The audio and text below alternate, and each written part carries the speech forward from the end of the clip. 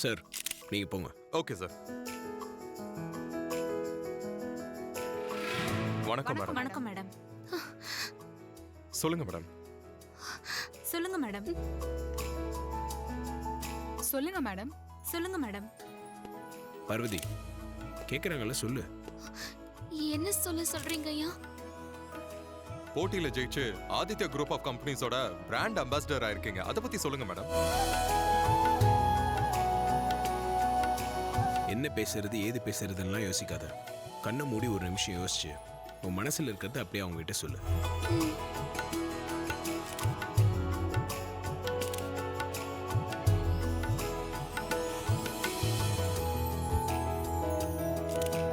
என் பேரு பார்வதி. 10 வயசுலயே எங்க அம்மா இறந்துட்டாங்க.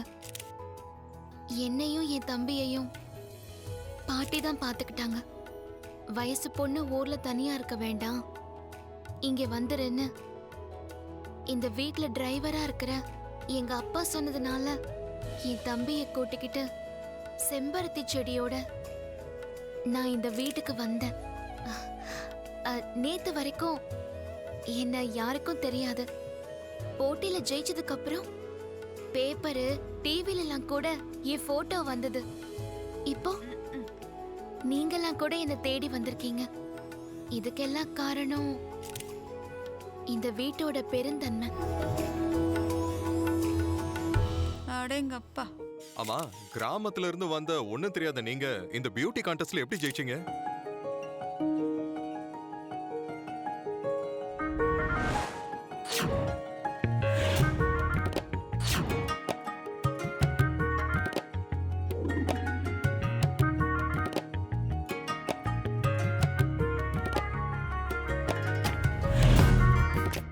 நான் நம்புற கடவுள் தான் என்னை ஜெயிக்க வச்சாரு. அவர் மட்டும் எனக்கு தைரியம் கொடுத்து, எனக்கு ஊக்கம் கொடுத்து, நம்பிக்கை கொடுக்கலன்னா நான் இப்படி உங்க முன்னாடி நின்னு பேசிட்டு இருக்க முடியாது. கடவுளா? வாவ், யார் அந்த கடவுள்? எங்க இருக்காரு? எங்களுக்கு கொஞ்சம் சொல்லுங்க.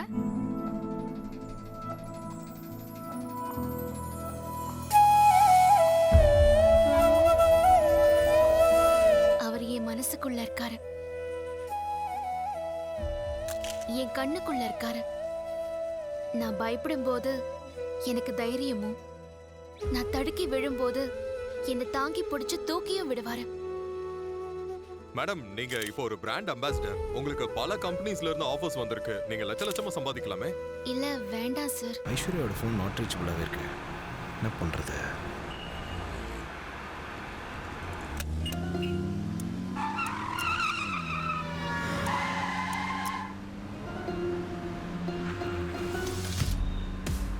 ஐஸ்வர்யா மெதுவா போடி. ஏன் இப்படி வேகமா போற?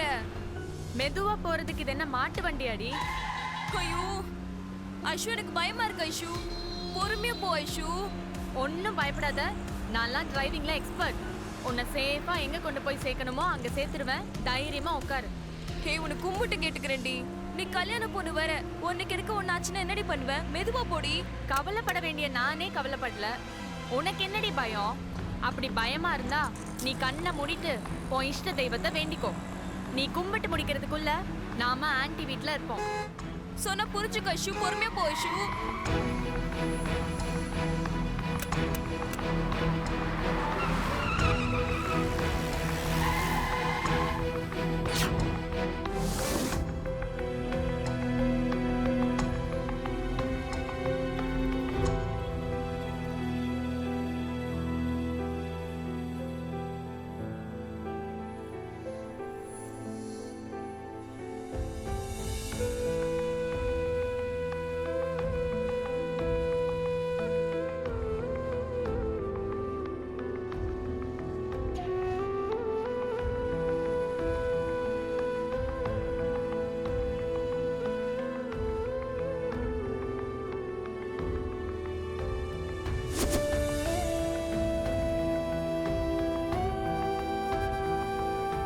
எத்தனையோ ஹெர்பல் ப்ராடக்ட்ஸ் மார்க்கெட்ல இருக்கும்போது புதுசா லான்ச் பண்ணிருக்க நம்ம கம்பெனியோட ஷேரை மக்கள் ரொம்ப ஆர்வமா வாங்கிட்டு இருக்காங்களே, அது ஏன்?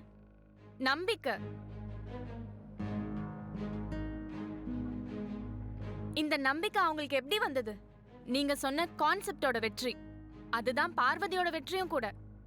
எஸ், அடித்தட்டு வீட்டு பொண்ணுங்க எல்லாருமே பார்வதியோட தங்களை கனெக்ட் பண்ணிக்கிட்டாங்க. அதனாலதான் கம்பெனிக்கு நினைச்சு பார்க்க முடியாத அளவுக்கு ஷேர் வந்து குவிஞ்சுக்கிட்டு இருக்கு. நம்ம டார்கெட்டை விட பல கோடி ரூபாய் டர்ன் ஓவர் ஆயிருக்கு.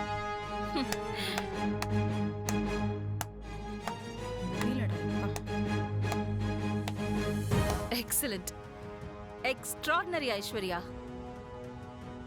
இந்த ஆதிக்கடவுர் அகிலாண்டேஸ்வரி மருமகளா இந்த வீட்டுக்குள்ள காலை எடுத்து வச்சு என் மனசுக்குள்ள அசைக்க முடியாத இடத்த பிடிச்சிட்ட. You are great Aishwarya. நாங்க இதை யோசிக்கவே இல்லை. டிஃப்ரெண்டான அப்ரோச் ஐஸ்வர்யா. சூப்பர். தேங்க்யூ. ஏய், ஆ? இன்னும் ஏண்டி இங்கே நிக்கிற? போ, உள்ள போய் வேலையை பாரு.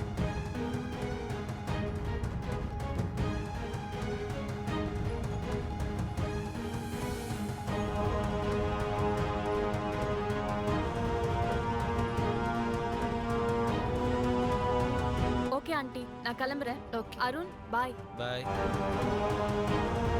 பாய் ஆதித்யா. பை. அம்மாட்ட இன்னைக்கு மாட்டுவான்னு நினைச்சேன், எஸ்கேப் ஆயிட்டா. நெகட்டிவான விஷயத்தையும் பாசிட்டிவா மாத்திட்டு போயிட்டாளே. அம்மாட்ட வேற நல்ல பேர் வாங்கிட்டா.